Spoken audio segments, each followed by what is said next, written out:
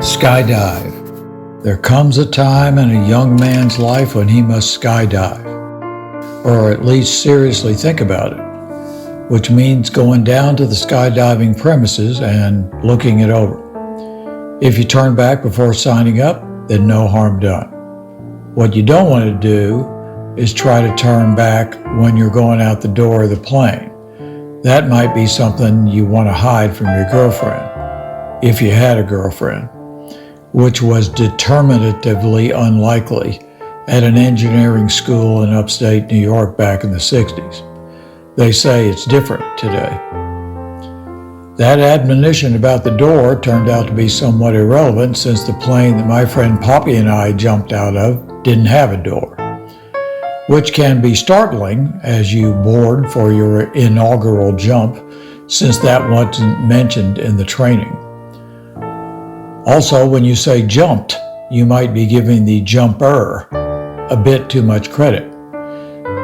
Might be more proper to use the word jumpee, as in got blown off the miserably short foot peg by the 100-mile-an-hour wind just outside the no door that no one told you about. I had asked the obvious question, have you ever lost anybody? Yes, 2, both in the river. That's over 20 years, though one was just last month. Nobody followed up with, and you're still in business? That's because we really wanted to go skydiving. I also asked if it was possible to hit the tail when you jumped out the door, but that was dismissed, apparently as being overly analytical. It was Poppy who saw the ad that challenged our manhood. It showed a guy in an interplanetary hero helmet and a very lovely girl helping him put on his chute.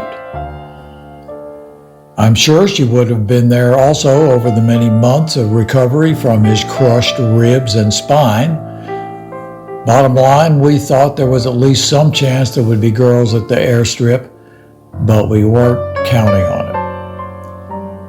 The word airstrip in this case was also a misnomer. Pasture is the right word. You needed wings on your vehicle just to keep from flipping over in the humps and swales in the taxi to the takeoff. If you hit a goat on the takeoff and that turned the plane into a fireball, they probably wouldn't count that as additive to the 2 they had already lost. Not technically a skydiving accident.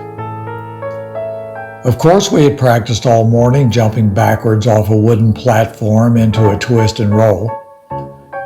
And we had learned to pull the hand toggles down on the flexible strings attached to the ceiling of the leaking barn they kept the plane in. The toggles allow you to turn back into any wind that may be driving you, so you can heave up and slow down to land. They told us we would be able to hone more precisely the toggles when we were in the air, no problem. There was also a lot of discussion about what to do if the chute didn't open. Namely, pull one arm in from your face-down flying position, and when the air friction flips you over and turns you into an unsymmetric self, then unzip the reserve chute on your belly and fluff it out into the air above you. Of course, we would be on static lines, which would open the chute by attachment to the plane, so the chute should open. I'm here to tell you that the reserve chute training, that part about pulling your arm in to flip over, is a spectacular joke. There is no doubt whatsoever about what would happen if you began to notice that your main chute hadn't opened. You would watch the ground approaching for however many seconds it takes to fall 4,000 feet and face plant directly below the point where the plane bumped you off. I will tell you that the moment you take your first step out of the aircraft, you will know for a fact that you are the dumbest human being to ever set foot on the planet.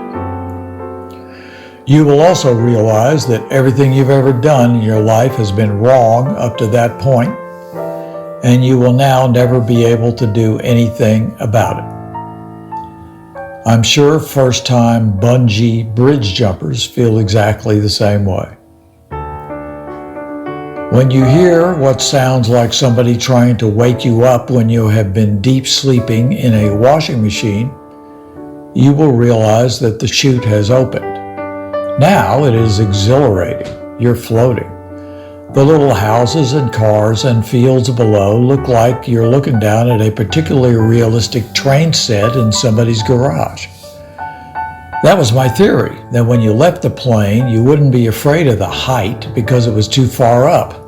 It would be like a train set down there. That had proved not to be the case, thus the deep coma when I was in the washing machine. They had told us that most injuries come on landing when you don't realize you have actually not been floating, but are in fact parachuting down quite rapidly. It's all relative to the initial plummeting drop before the great chute opening. But you do have to prepare for landing. The bottom line is that a freak wing sprung up immediately and flew us hard away from above the pasture runway. I say us because I could see Poppy beside and somewhat above me. I never found out whether he jumped like I sort of did, or they had to shove him out. It's not the sort of thing men discuss. Of course, I could see the ribbon of reflected light off the river just a short distance away now. I jammed my right toggle down as hard as I could and felt myself come around, as they say in sailing, just in time to land facing away from the river and about a yard short of it.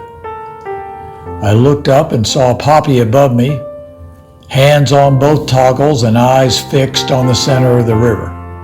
I heard him speak clearly as he entered the riverine airspace above me. He said, "Yeah!"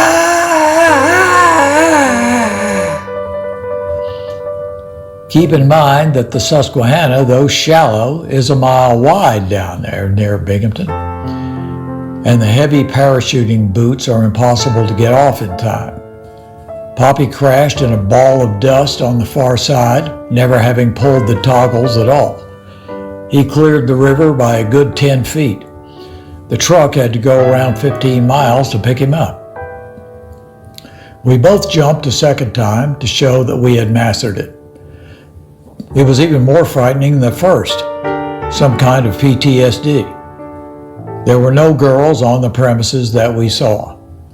The guy who packed my chute looked like he had been living in a cave after a particularly bad jump over a volcano.